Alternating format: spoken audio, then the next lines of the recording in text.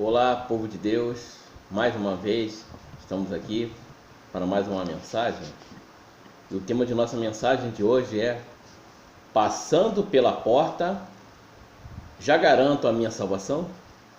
E o texto base se encontra em Mateus, no capítulo 7, versículo de 13 a 14. Mateus, capítulo 7, versículo de 13 a 14. Vamos à leitura. Entrai pela porta estreita, porque larga é a porta e espaçoso o caminho que conduz à perdição, e muitos são os que entram por ela.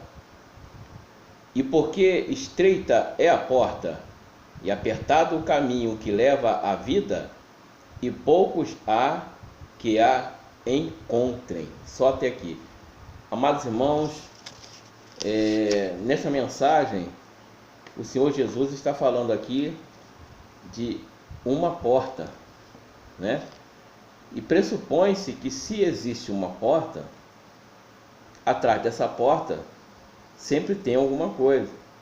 E atrás dessa porta se tem sempre um caminho, ou uma entrada, ou uma sala, ou um quarto, ou um caminho a seguir, né? Então nós vamos ver nessa nossa mensagem de hoje, amados irmãos, que porta é essa que o Senhor Jesus está falando? Então, para tirar a nossa dúvida, vamos lá em João, capítulo 10, no versículo de número 9.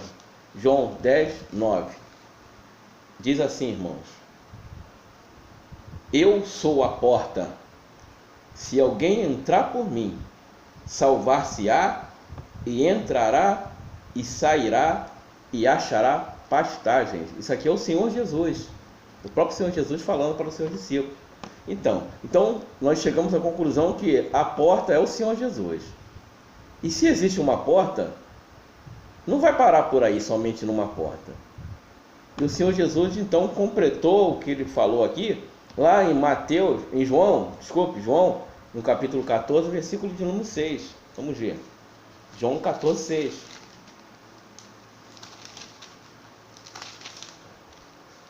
Diz assim, amados: disse-lhe Jesus: eu sou o caminho e a verdade e a vida, e ninguém vem ao Pai senão por mim. Agora sim, irmão. Então, lá em Mateus capítulo 7, nós vemos que o Senhor Jesus falou de uma porta, né?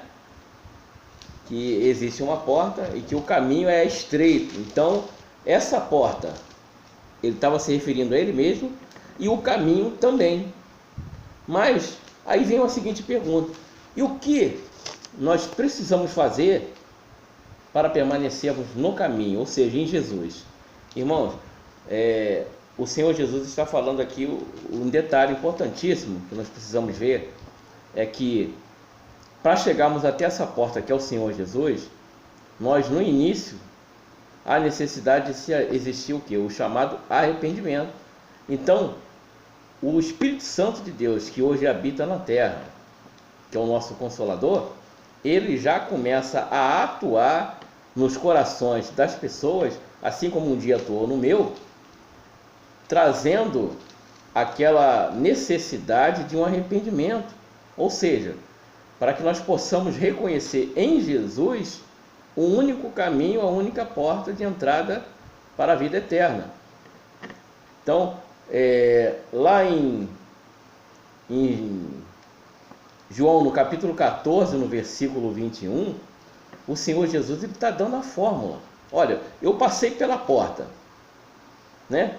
E será que ao passar pela porta eu aceitei Jesus, é o suficiente para que eu seja salvo? Não. Por quê? Porque na verdade existe uma caminhada que nós precisamos ter para chegarmos a essa salvação, ao grande dia em que ele irá dizer o seguinte: bem-vindos, benditos de meu Pai.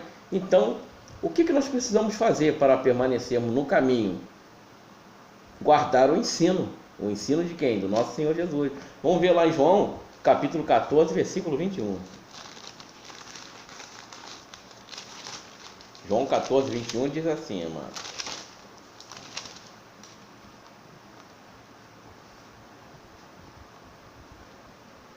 aquele que tem os meus mandamentos e os guarda, esse é o que me ama.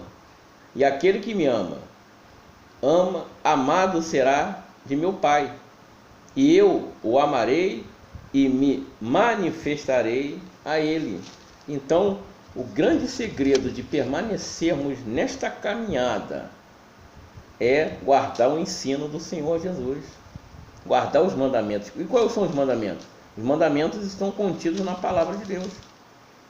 Ou seja, precisamos guardar a palavra de Deus. Aí, uma outra pergunta surge, uma outra dúvida surge. Eu estou sozinho nesse caminho? Essa caminhada cristã, ela é feita sozinha? Não. Vamos ver lá em João, no capítulo 14, no versículo 26, está próximo aqui, que, na verdade, o Espírito Santo, ele é o nosso ajudador. Vamos ver aqui, João 14, 26, diz assim, ó: mas aquele Consolador, o Espírito Santo, que o Pai enviará em meu nome, esse vos ensinará todas as coisas e vos fará lembrar de tudo quanto vos tenho dito. Aqui ele estava falando para os discípulos. E hoje em dia ele fala para nós que o Espírito Santo de Deus, ele vai nos guiar, ele vai nos orientar, ele vai nos levar a ler a palavra, a orar, a jejuar, a buscar, a obedecer. Entendeu? Para quê? Para que vai nos conduzir, nos ajudar na caminhada cristã, né? Agora, existe um detalhe importantíssimo, meus irmãos.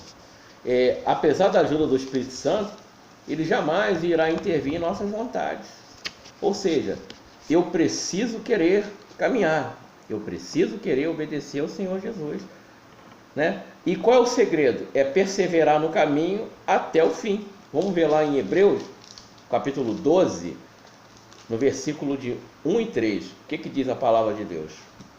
Diz assim, ó: portanto, nós também, pois que estamos rodeados de uma tão grande nuvem de testemunhas, deixemos todo o embaraço e o pecado que tão de perto nos rodeia, e corramos com paciência a carreira que nos está proposta, olhando para Jesus, autor e consumador da fé, o qual, pelo gozo que lhe estava proposto, suportou a cruz, desprezando a afronta, e assentou-se à destra do trono de Deus. Ou seja, essa nossa caminhada, ela precisa ter uma perseverança, olhando para quem?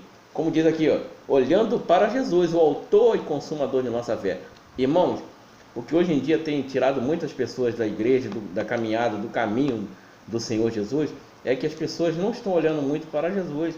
Elas começam a olhar para o lado, olhar para o defeito de um, olhar para o defeito de outro, porque se nós partimos desse pressuposto, nós não vamos parar em lugar nenhum, em trabalho, na igreja, clube social, onde nós frequentarmos, sempre haverá de falhas. Nós somos humanos. É por isso que existe a igreja. A igreja é como se fosse um grande hospital, onde todos nós que estamos ali perseverando juntos, para poder um ajudar o outro na caminhada, que não é fácil. Essa caminhada não é fácil. É uma caminhada de luta, uma caminhada espinhosa, é uma caminhada que o tempo todo o nosso inimigo fica tentando colocar obstáculos para nos paralisar. Então nós precisamos, irmão, perseverar unânime e juntos ali, na igreja, caminhando, um ajudando ao outro, um orientando ao outro. E para finalizar, amados irmãos, nós vamos ver lá em Apocalipse capítulo 20, versículo de 11 a 15. Vamos à leitura. Apocalipse 20, 11 a 15 diz assim: e vi um grande trono branco, e o que estava sentado sobre ele, de cuja presença fugiu a terra e o céu, e não se achou lugar para eles. E vi os mortos, grandes e pequenos, que estavam diante do trono, e abriram-se os livros. E abriu-se outro livro, que é o da vida. E os mortos foram julgados pelas coisas que estavam escritas nos livros, segundo as suas obras. E deu mal os mortos que nele havia, e a morte e o inferno deram os mortos que neles havia, e foram julgados cada um segundo as suas obras. e a morte e o inferno foram lançados no lago de fogo. Esta é a segunda morte. E aquele que não foi achado escrito no livro da vida foi lançado no lago de fogo. Ou seja, irmão, nós precisamos perseverar firme na caminhada. Para quê? Para quando chegar nesse grande dia do juízo final, o nosso nome está escrito lá, ó, no livro da vida. Por quê? Porque quem não estiver escrito no livro da vida vai ser lançado no lago de fogo e enxofre. Esse lago de fogo e enxofre, irmão, é a morada final do falso profeta, da besta, Satanás, do inferno e da morte. Isso não foi preparado para nós não, tá? Que nós possamos, irmãos, perseverar, continuar firme, buscando, juntos. Na dúvida, clame a Jesus, Ele virá em seu socorro. E lembre-se, o Senhor Jesus, Ele ama nossas famílias. Fiquem todos com Deus, na paz do Senhor.